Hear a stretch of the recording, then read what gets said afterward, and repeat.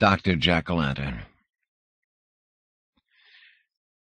All Miss Price had been told about the new boy was that he'd spent most of his life in some kind of orphanage, and that the gray-haired aunt and uncle with whom he now lived were really foster parents, paid by the welfare department of the city of New York.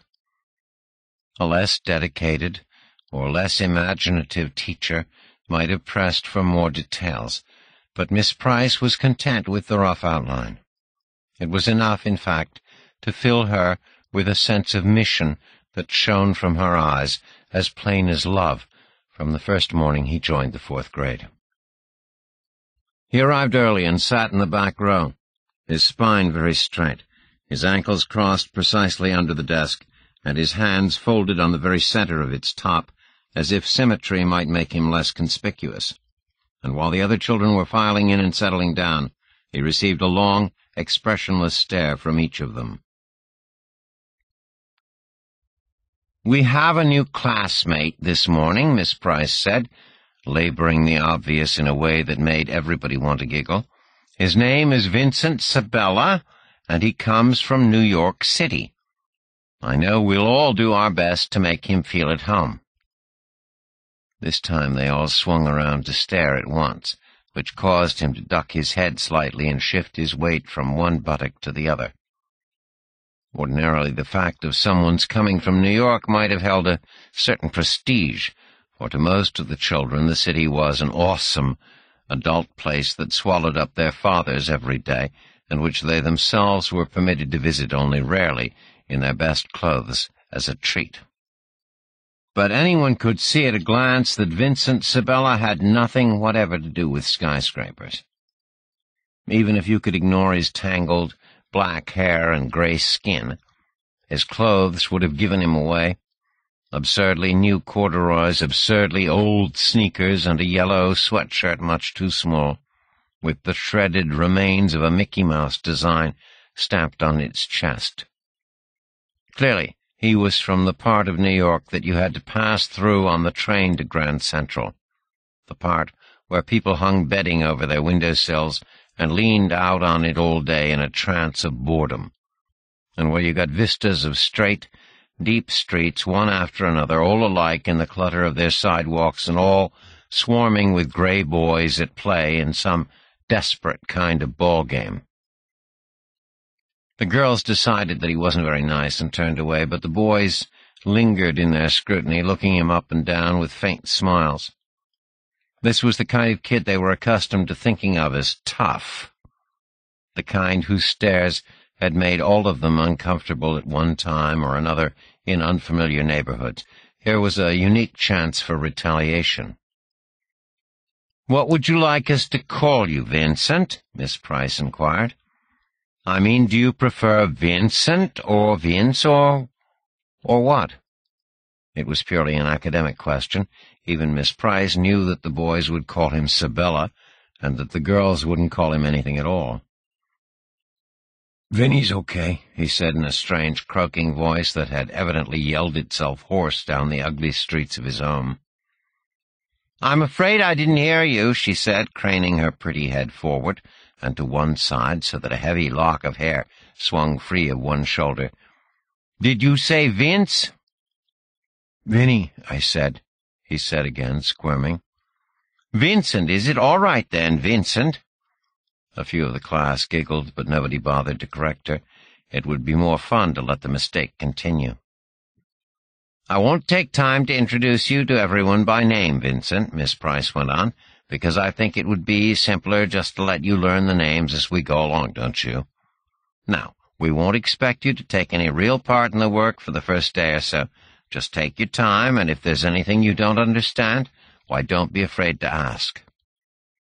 He made an unintelligible croak and smiled fleetingly, just enough to show that the roots of his teeth were green. "Now then," Miss Price said, getting down to business, "this is Monday morning, and so the first thing on the program is reports. Who'd like to start off?" Vincent Sabella was momentarily forgotten as 6 or 7 hands went up, and Miss Price drew back in mock confusion. "Goodness! We do have a lot of reports this morning," she said. The idea of the reports, a 15-minute period every Monday, in which the children were encouraged to relate their experiences over the weekend, was Miss Price's own, and she took a pardonable pride in it. The principal had commended her on it at a recent staff meeting, pointing out that it made a splendid bridge between the worlds of school and home, and that it was a fine way for children to learn poise and assurance. It called for intelligent supervision. The shy children had to be drawn out, and the show-offs curbed, but in general, as Miss Price had assured the principal, it was fun for everyone. She particularly hoped it would be fun today to help put Vincent Sabella at ease, and that was why she chose Nancy Parker to start off. There was nobody like Nancy for holding an audience. The others fell silent as Nancy moved gracefully to the head of the room. Even the 2 or 3 girls who secretly despised her had to feign enthrallment when she spoke. She was that popular, and every boy in the class who at recess liked nothing better than to push her shrieking into the mud was unable to watch her without an idiotically tremulous smile. "Well," she began, and then she clapped a hand over her mouth while everyone laughed. "Oh, Nancy," Miss Price said, "you know the rule about starting a report with 'well.'" Nancy knew the rule. She had only broken it to get the laugh. Now she let her fit of giggles subside, ran her fragile forefingers down the side seams of her skirt, and began again in the proper way. "On Friday, my whole family went for a ride in my brother's new car. My brother bought this new Pontiac last week, and he wanted to take us all for a ride, to try it out and everything. So we went into White Plains and had dinner in a restaurant there, and then we all wanted to go see this movie, Dr. Jekyll and Mr. Hyde, but my brother said it was too horrible and everything, and I wasn't old enough to enjoy it. Oh, he made me so mad. And then, let's see.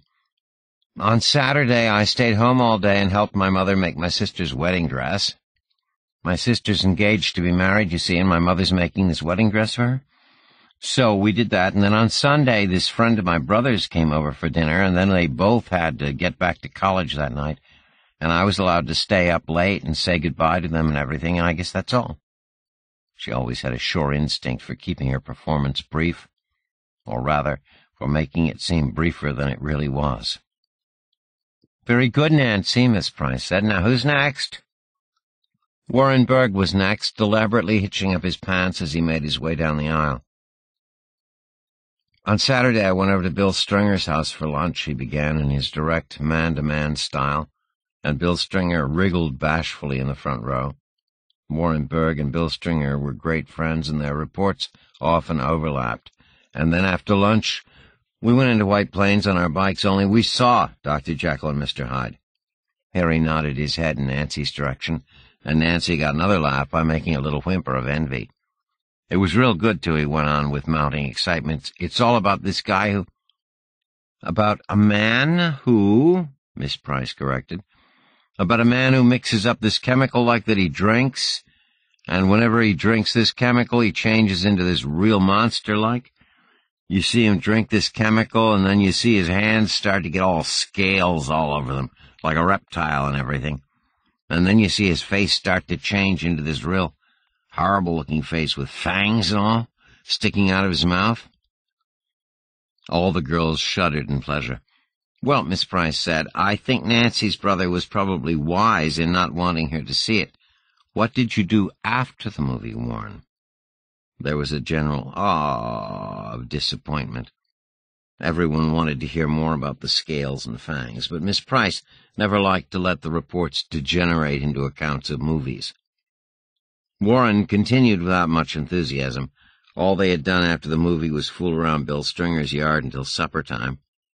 "And then on Sunday," he said, brightening again, "Bill Stringer came over to my house, and my dad helped us rig up this old tire on this long rope from a tree.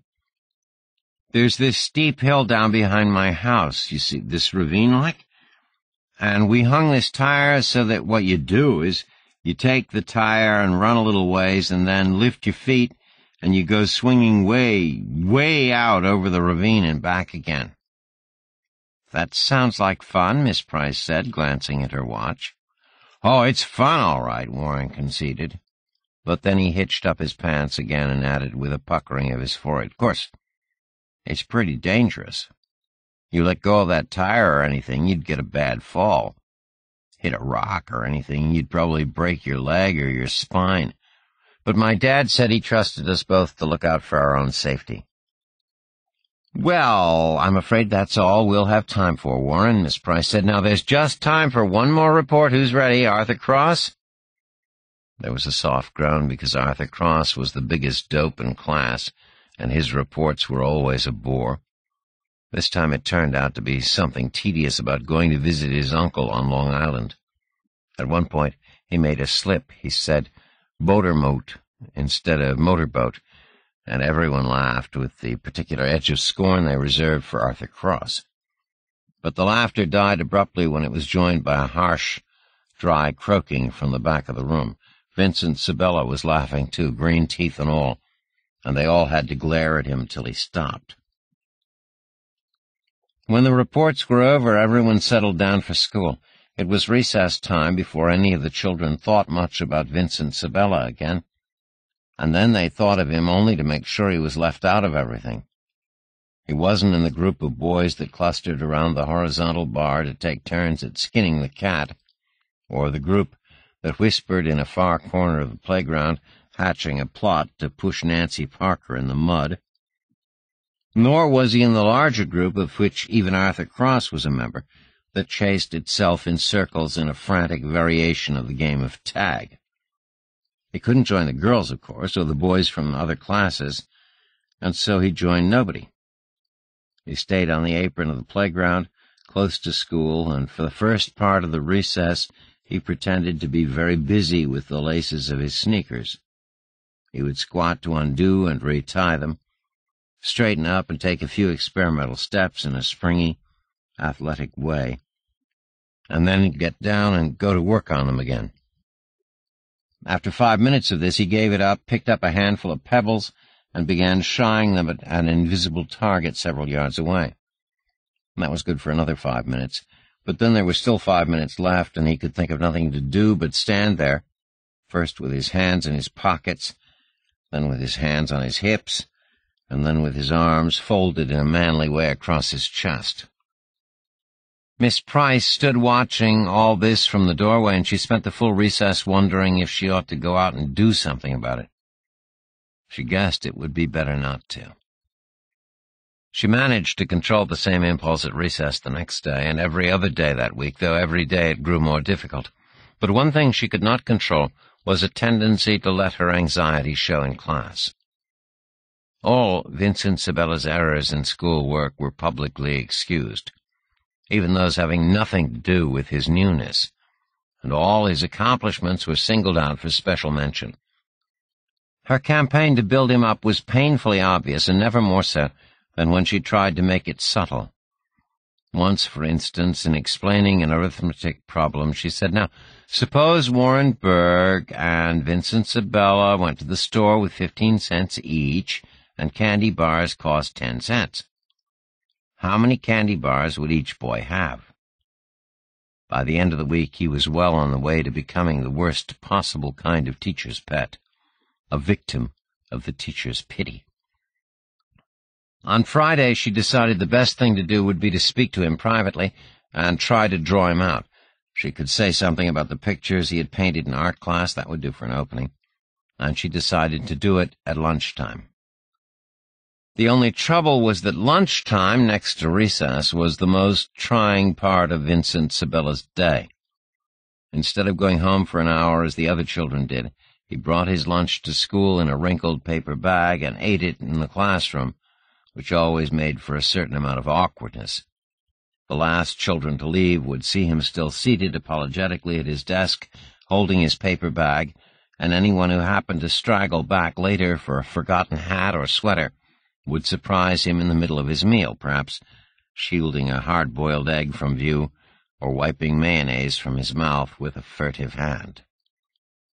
It was a situation that Miss Price did not improve by walking up to him while the room was still half full of children, and sitting prettily on the edge of the desk beside his, making it clear that she was cutting her own lunch hour short in order to be with him. "Vincent," she began, "I've been meaning to tell you how much I enjoyed those pictures of yours. They're really very good." He mumbled something and shifted his eyes to the cluster of departing children at the door. She went right on talking and smiling, elaborating on her praise of the pictures, and finally, after the door had closed behind the last child, he was able to give her his attention. He did so, tentatively at first, but the more she talked, the more he seemed to relax, until she realized she was putting him at ease. It was as simple and as gratifying as stroking a cat. She had finished with the pictures now and moved on triumphantly to broader fields of praise. "It's never easy," she was saying, "to come to a new school and adjust yourself to the new work, new working methods, and I think you've done a splendid job so far, I really do. But tell me, do you think you're going to like it here?" He looked at the floor just long enough to make his reply. "It's all right." And then his eyes stared into hers again. "I'm so glad. Please don't let me interfere with your lunch, Vincent. Do go ahead and eat, that is, if you don't mind my sitting here with you." But it was now abundantly clear that he didn't mind at all, and he began to unwrap a bologna sandwich with what she felt sure was the best appetite he'd had all week. It wouldn't even have mattered very much now if someone from the class had come in and watched, though it was probably just as well that no one did. Miss Price sat back more comfortably on the desktop, crossed her legs, and allowed one slim, stockinged foot to slip part of the way out of its moccasin. "Of course," she went on, "it always does take a little time to sort of get your bearings in a new school. For one thing, well, it's never too easy for the new member of the class to make friends with the other members. What I mean is, you mustn't mind if the others seem a little rude to you at first. Actually, they're just as anxious to make friends as you are, but they're shy. All it takes is a little time and a little effort on your part as well as theirs. Not too much, of course, but a little. Now, for instance, these reports we have Monday mornings, they're a fine way for people to get to know one another. A person never feels he has to make a report. It's just a thing he can do if he wants to. And that's only one way of helping others to know the kind of person you are. There are lots and lots of ways. The main thing to remember is that making friends is the most natural thing in the world, and it's only a question of time until you have all the friends you want. And in the meantime, Vincent, I hope you'll consider me your friend, and feel free to call on me for whatever advice or anything you might need. Will you do that?" He nodded, swallowing. "Good." She stood up and smoothed her skirt over her long thighs. "Now, I must go or I'll be late for my lunch. But I'm glad we had this little talk, Vincent, and I hope we'll have others." It was probably a lucky thing that she stood up when she did, for if she'd stayed on that desk a minute longer, Vincent Sabella would have thrown his arms around her and buried his face in the warm, gray flannel of her lap, and that might have been enough to confuse the most dedicated and imaginative of teachers. At report time on Monday morning, nobody was more surprised than Miss Price when Vincent Sabella's smudged hand was among the first and most eager to rise. Apprehensively, she considered letting someone else start off, but then, for fear of hurting his feelings, she said, "All right, Vincent," in as matter-of-fact a way as she could manage. There was a suggestion of muffled titters from the class as he walked confidently to the head of the room and turned to face his audience. He looked, if anything, too confident. There were signs in the way he held his shoulders and the way his eyes shone of the terrible poise of panic. "Saturday, I seen that picture," he announced. "Saw, Vincent," Miss Price corrected gently. "That's what I mean," he said. "I saw that picture. Dr. Jack-o'-lantern and Mr. Hyde." There was a burst of wild, delighted laughter and a chorus of correction. "Dr. Jackal!" He was unable to speak over the noise. Miss Price was on her feet, furious. "It's a perfectly natural mistake," she was saying. "There's no reason for any of you to be so rude. Go on, Vincent, and please excuse this very silly interruption." The laughter subsided, but the class continued to shake their heads derisively from side to side. It hadn't, of course, Been a perfectly natural mistake at all. For one thing, it proved that he was a hopeless dope. And for another, it proved that he was lying. "That's what I mean," he continued. "Dr. Jekyll and Mr. Hyde. I got a little mixed up. Anyways, I seen all about where his teeth start coming out of his mouth, and all like that, and I thought it was very good. And then on Sunday, my mother and father come out to see me in this car they got, this Buick. My father says, 'Vinny, want to go for a little ride?' I says, 'Sure, where yous going?' He says, 'Any place you like.' So I says, 'Let's go out in the country a ways, get on one of them big roads and make some time.' So we go out, I guess 50, 60 miles, and we're cruising along this highway when this cop starts tailing us. My father says, 'Don't worry, we'll shake him,' and he steps on it, see? My mother's getting pretty scared, but my father says, 'Don't worry, dear.' He's trying to make this turn, see, so he can get off the highway and shake the cop. But just when he's making the turn, the cop opens up and starts shooting, see? By this time, the few members of the class who could bear to look at him at all were doing so with heads on one side and mouths partly open the way you look at a broken arm or a circus freak. "We just barely made it," Vincent went on, his eyes gleaming, "and this one bullet got my father in the shoulder. Didn't hurt him bad, just grazed him like, so my mother bandaged it up for him and all, but he couldn't do no more driving after that, and we had to get him to a doctor, see?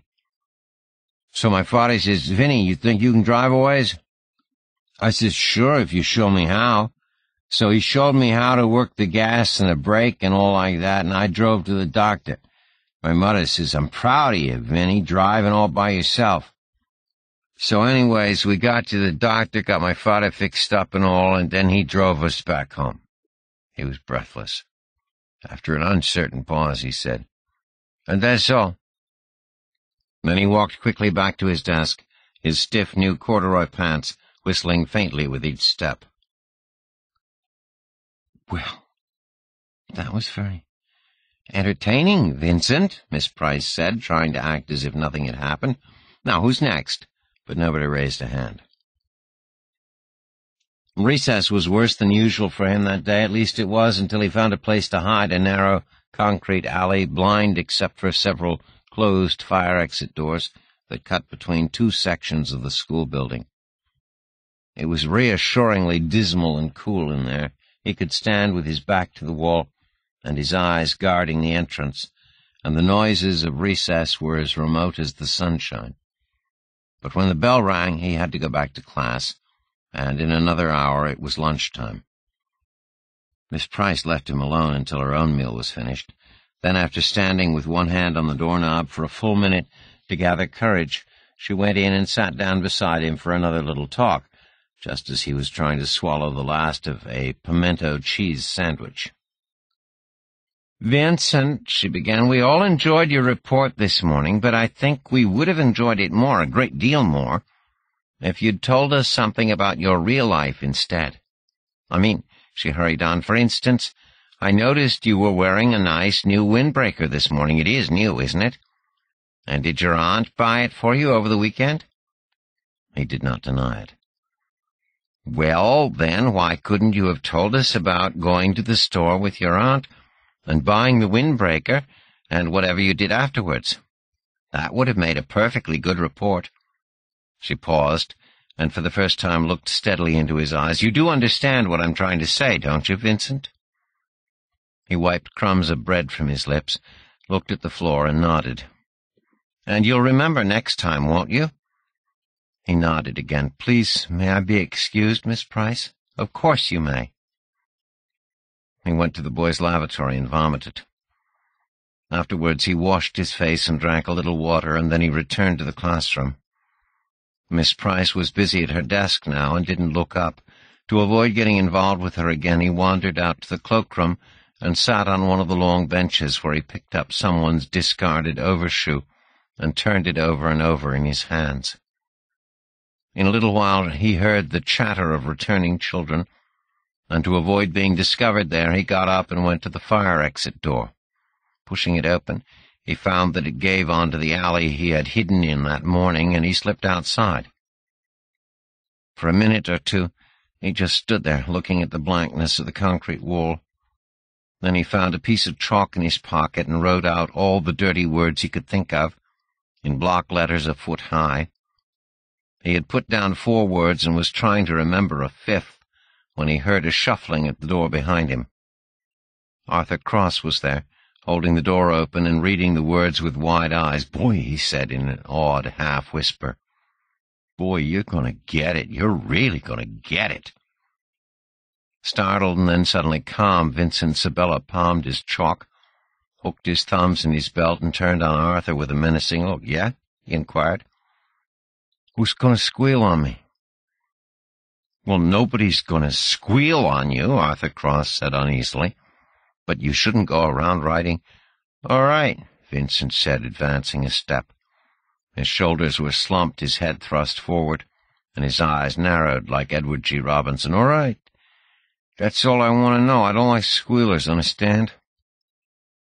While he was saying this, Warren Berg and Bill Stringer appeared in the doorway just in time to hear it and to see the words on the wall before Vincent turned on them. "And that goes for you, too, understand?" he said, "both of yous." And the remarkable thing was that both their faces fell into the same foolish, defensive smile that Arthur Cross was wearing. It wasn't until they had glanced at each other that they were able to meet his eyes with the proper degree of contempt, and by then it was too late. "Think you're pretty smart, don't you, Sabella?" Bill Stringer said. "Never mind what I think," Vincent told him. "You heard what I said, now let's get back inside." And they could do nothing but move aside to make way for him, and follow him dumbfounded into the cloakroom. It was Nancy Parker who squealed, although, of course, with someone like Nancy Parker, you didn't think of it as squealing. She had heard everything from the cloakroom. As soon as the boys came in, she peeked into the alley, saw the words, and, setting her face in a prim frown, went straight to Miss Price. Miss Price was just about to call the class to order for the afternoon when Nancy came up and whispered in her ear. They both disappeared into the cloakroom, from which, after a moment, came the sound of the fire exit door being abruptly slammed.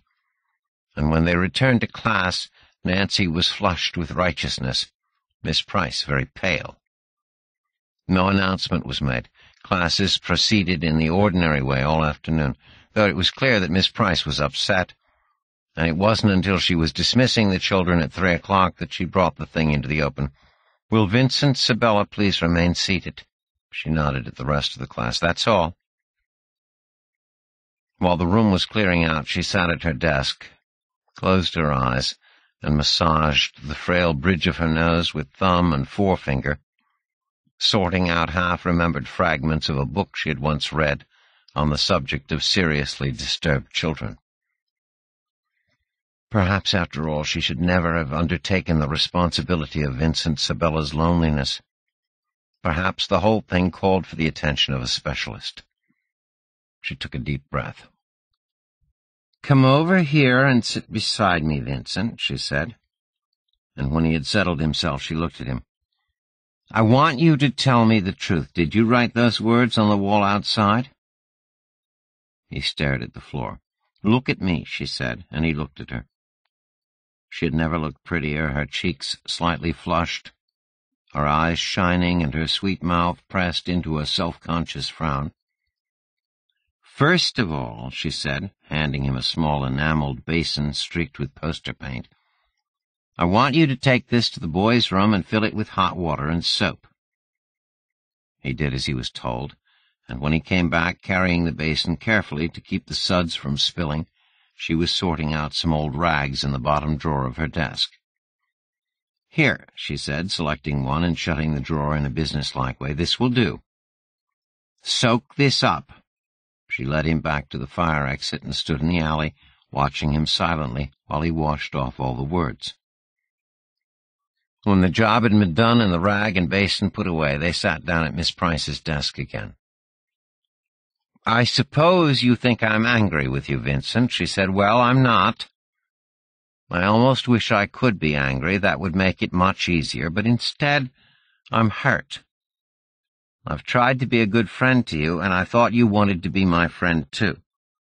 But this kind of thing, well, it's very hard to be friendly with a person who'd do a thing like that. She saw gratefully that there were tears in his eyes. Vincent, perhaps I understand some things better than you think. Perhaps I understand that sometimes when a person does a thing like that, it isn't really because he wants to hurt anyone, but only because he's unhappy. He knows it isn't a good thing to do, and he even knows it isn't going to make him any happier afterwards, but he goes ahead and does it anyway. Then, when he finds he's lost a friend, he's terribly sorry, but it's too late. The thing is done. She allowed this somber note to reverberate in the silence of the room for a little while before she spoke again.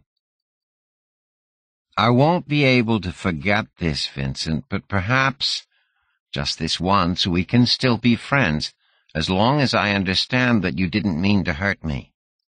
But you must promise me that you won't forget it either. Never forget that when you do a thing like that, you're going to hurt people who want very much to like you, and in that way, you're going to hurt yourself. Will you promise me to remember that, dear? The dear was as involuntary as the slender hand that reached out and held the shoulder of his sweatshirt. Both made his head hang lower than before. All right, she said, you may go now. He got his windbreaker out of the cloakroom and left, avoiding the tired uncertainty of her eyes. The corridors were deserted and dead silent except for the hollow, rhythmic knocking of a janitor's push-broom against some distant wall. His own rubber-soled tread only added to the silence. So did the lonely little noise made by the zipping up of his windbreaker, and so did the faint, mechanical sigh of the heavy front door. The silence made it all the more startling when he found several yards down the concrete walk outside that two boys were walking beside him, Warren Berg and Bill Stringer. They were both smiling at him in an eager, almost friendly way. "What did she do to you, anyway?" Bill Stringer asked. Caught off guard, Vincent barely managed to put on his Edward G. Robinson face in time. "None of your business," he said, and walked faster. "No, listen, wait up, hey," Warren Berg said as they trotted to keep up with him. "What did she do, anyway? She bawl you out, or what? Wait up, hey, Vinny." The name made him tremble all over. He had to jam his hands in his windbreaker pockets and force himself to keep on walking. He had to force his voice to be steady when he said, "None of your business. I told you. Leave me alone." But they were right in step with him. "Now, boy, she must have given you the works," Warren Berg persisted. "What did she say, anyway? Come on, tell us, Vinny." This time the name was too much for him. It overwhelmed his resistance and made his softening knees slow down to a slack, conversational stroll. "She didn't say nothing," he said at last. And then, after a dramatic pause, he added, "She let the ruler do her talking for her." "The ruler? You mean she used a ruler on you?"